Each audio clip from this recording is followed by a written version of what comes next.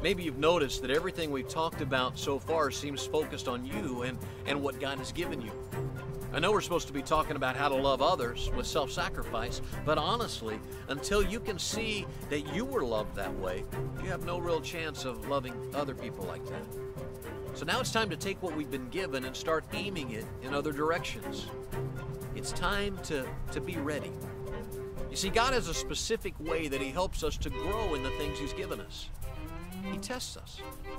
Okay, tests may be an ugly word to you, one that's connected with difficult classroom moments or an uncomfortable medical journey. So let's call them something else. Let's think of these growth moments as opportunities to show others what you've got, what you've been given. Here's how it works.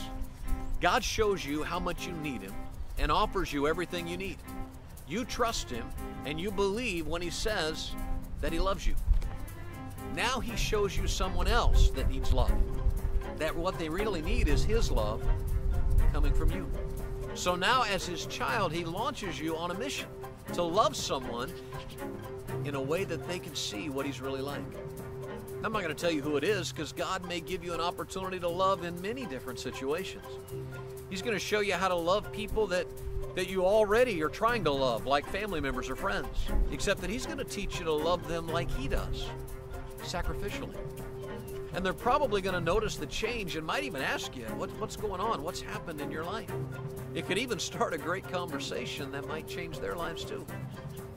But what if the opportunity God brings is to love someone who's not being loved much by you or maybe even by anybody else? What if the person God points out is someone who has been unkind to you or someone you've tried to avoid in the past?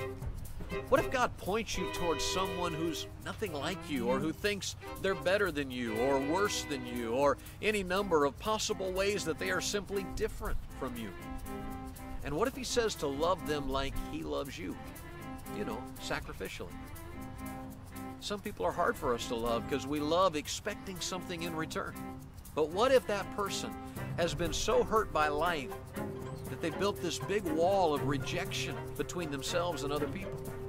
What if what they really need is a lot of healing and forgiveness?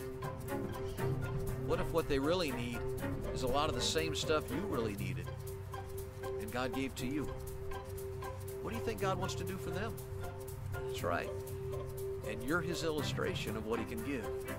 So armed with all that God has done and continues to do for you, now you face every morning with this question: God, who do you want me to see and to love today? And now you're ready to act differently toward those people than before, because your mission is to love them. After all, you say, that's what God's done for me, so this is my way of loving Him back. I have to tell you that while the first few steps may feel difficult, there's something amazing about loving someone for God. It can quickly become the most meaningful thing going on in your life. And the more you love them, the more God keeps pouring love into you. Even if they reject your love, even if they act like they hate you, it doesn't feel the same because you know that it's not really you they're reacting to. It's God. So you actually can find yourself feeling bad for them rather than hurt or angry at them. In these moments, God is teaching you how to love.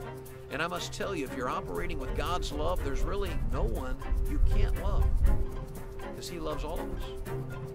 Now, if you tried to love some people on your own, well, you already know how that's worked out in the past. But God will keep pouring into you if you will keep pouring out. He has given and will keep giving everything you need and more. Let me tell you one more quick secret. Everything God wants you to do and to be for Him, He wants you to do it because you love Him. In fact, if you do any of these things for any other reason, well, it's just not going to last long. Only when we're responding to God in love can we really find what we need to act like Him toward others. There's one last stop in part 6, and it's really amazing.